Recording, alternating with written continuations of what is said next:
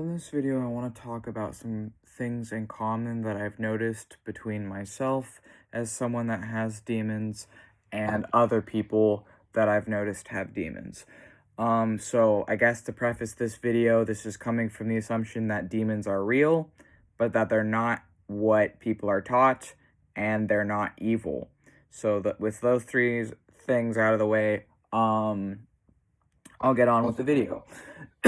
So some things I've noticed between myself and others with demons is every person I've met with demons, myself included, has been abused by their parents. Like, I've just noticed in my own personal life, for my own personal experiences, that everyone I know who will willingly, openly, and honestly tell you, yes, I have demons. Yes, I am possessed by demons.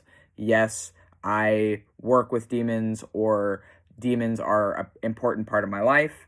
Everyone I know, myself included, in my own personal life, was abused by their parents, and specifically, often in horrific and gruesome ways that they would not talk about with other people openly, that they would only really talk about with a therapist.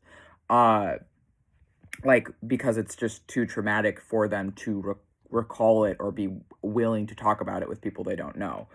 And of the people I know who have demons and were abused by their parents, almost all of them, I can't say all of us, but I will say almost all of us that I've met in my own personal life, the demons are protective, like actually fiercely protective. So for me, my demons protect and defend me, like actively. They'll warn me about people, they'll warn me about danger, they'll tell me who to avoid, or who might pose a threat to me. They're very much a protective force. So in my life, demons actively defend and protect me. They protect me psychologically, they protect me emotionally, they protect me on a mental level, they protect me on a spiritual level, and they even kind of act like bodyguards where they'll be looking out for danger for me, but really they're protecting me. And most other people I've met that have demons are actively protected and defended by those demons. Like, it's not an antagonistic relationship, how media portrayals and stories depict demons. In my experiences, these demons are actively protecting and defending people. Like, they serve a very particular function, and they protect the person. So, at least in my own personal experiences, this is how it is. And what I've noticed in my life is everyone I know with demons who will tell you openly and just say, yeah, I have a demon. The people I've met, all of them were abused by their parents, myself included. Not necessarily both parents. It could be one parent. In my case, it was one parent. It wasn't both. It was my dad in my case. And I've met people where it's both parents. I've met people where it's only one parent. But from what I gather, certain people who are abused by their parents may end up with demons. And these demons are usually protective. Like, usually they actually are serving a important and necessary function in the person's life, where they're actively defending and protecting that person. So this is how, just something I've noticed that we have in common. Everyone I know who has demons would also openly admit that if they felt safe enough to, but they wouldn't if you're just like a random person they don't know. Most of them wouldn't even admit it online, or wouldn't say that they do. But if they are with someone they trust and feel safe around, like a friend, they'd be okay talking about it. Myself included. Like, I don't even mind saying it online, even though I know no one will believe me. They'll just see me as crazy, right? But most of my content is about my life as a sorcerer, so I feel like I can talk about this stuff on my YouTube channel because probably no one's going to see it, and if they do see it, I would just hope that eventually it connects with the right kind of people and not the wrong kind of people who are going to be super judgmental when it's like, oh, thanks for judging me, as if that isn't a part of how you give people demons in the first place. Like, they don't understand that, though. They don't understand how, traumatizing people is, what creates this sometimes. Not always, But in my experiences, a lot of people who have been very, very deeply traumatized, in particular, if they've been very, very deeply traumatized from a parent, that can create, or not necessarily create, but that can cause a demon to need to protect that person.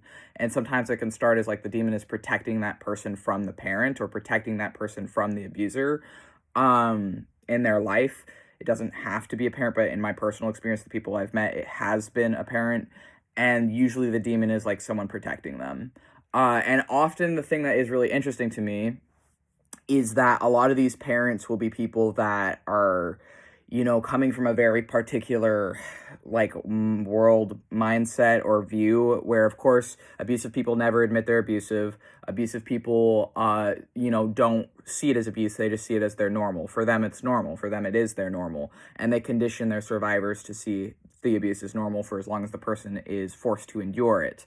But yeah, pretty much what I've noticed is just that a lot of us are people who grew up in extremely traumatic pasts or childhoods or teen years, and we have demons to protect us. Like, they are necessary. Like, they're supposed to be there. Like, they're important, and they protect us. And I think that I'm making this video because, like, some people might see this and then see in my bio that I have Theistic Satanist and DID system and then just write off my experiences.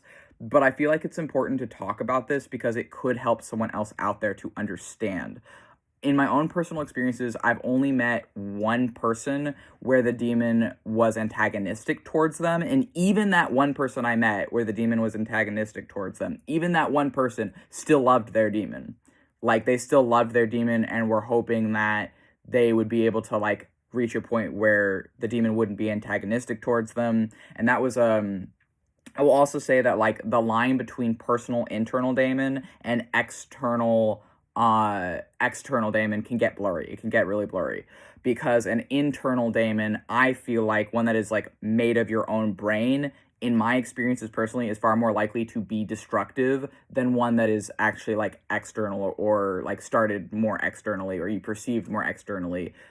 But it's not always like that. Anyways, so the point of this video is to say that they are protective, and for the most part, in my own personal experience, and people I know with them would admit that if they felt safe enough to and felt like the person wouldn't hurt them for it, or further traumatize them for it. And most people I know who have demons or who even just work with demons are people who were traumatized severely in their childhood and who were severely brutalized by at least one of their parents.